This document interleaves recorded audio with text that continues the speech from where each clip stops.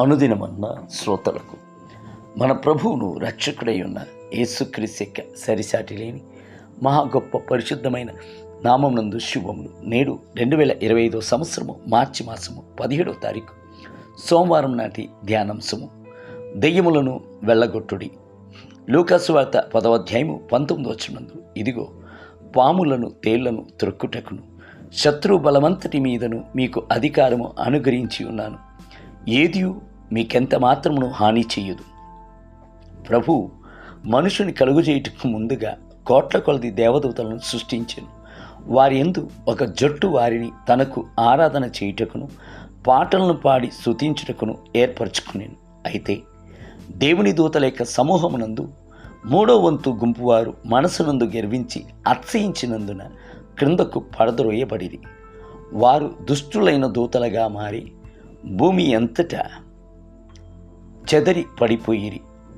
అట్టివారు పూర్తి ప్రయత్నముతో ప్రభునకు విరోధముగా పనిచేయుటకును మనుషుని దేవుని ఆరాధించకుండా అడ్డగించుటకును మనుషులకు వ్యాధులను రోగమును ఇచ్చి వారిని వేదన పరచుటకును నిశ్చయించుకునిరి.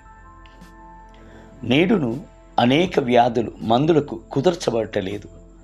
అపవిత్ర ఆత్మలే దీనికి కారణము. అవి మనుషుని యొక్క ఆత్మను స్వాధీనపరుచుకుని అతనిలోనికి ప్రవేశించి అతనికి అంతులేని విచారములను కలిగించి నరకమిక మార్గంలోనికి ఈడ్చుకుని వెళ్ళుచున్నాయి. యేసుక్రీస్తు దొంగతనమును హత్యను నాశనము చేయుటకు వచ్చును గాని మరి దేనికి నీ రాడు అని హెచ్చరించను. యోహాను సువార్త 10వ అధ్యాయం 10వ వచనం. ఇట్టి అపవిత్రాత్మలు తరిమివేయబడుటయు దెయ్యములు వెళ్ళగొట్టబడవలెను. యేసుక్రీస్తు ఈ భూమిపై ఉన్న దినములయందు ఆయన దెయ్యములను వెళ్ళగొట్టి జనులకు స్వస్థతయు ఆరోగ్యము తీసుకుని వచ్చుటను మనము బైబిల్ గ్రంథమునందు చూడవచ్చును.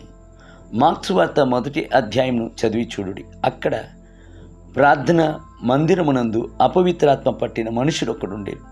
అతడు యేసును చూచిన వెంటనే, అయ్యో యేసు, మాతో నీకేమి, మమ్మను నశింపజేయుటకు వచ్చితివా అని కేకలు వేసాను.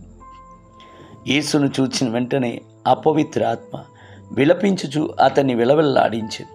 యేసు అది చూచి, నీవు ఊరకుండుము, వాణ్ణి విడిచిపోమ్మని దానిని గద్దింపగా అది పెద్ద కేక వేసి వాణ్ణి విడిచిపోయిను. మార్క్సు వార్త 23వ అధ్యాయం 26వ వచనం. ఇలాగున దెయ్యము పట్టిన ఒక మనుష్యుణ్ణి వైద్యుని వద్దకు తీసుకుని వెళ్ళి చూడుడి. ఎట్టి వైద్యము చేయించినను ఆ దెయ్యము పట్టిన వానికి విడుదలయు స్వస్థతయు తీసుకుని రాదు. కొందరు దెయ్యము పట్టిన వారికి విద్యుత్ చికిత్స ఇచ్చేదురు. మరికొందరు వైద్యులు నిద్రమందులను ఇచ్చి నిద్రపోనిచ్చేదరు. ఇది కూడా పరిష్కారముగా ఉండదు. అపవాదిని ఎదిరించి నిలబడుడి. పరిశుద్ధాత్మ ద్వారా అతని యొక్క క్రియలను గద్దించుడి. యేసు యొక్క రక్తమును చల్లి పాతాళం యొక్క శక్తులను జయించుడి. కొందరు ఎల్లప్పుడూ దెయ్యమును గూర్చి మాట్లాడుతూ ఉంటారు.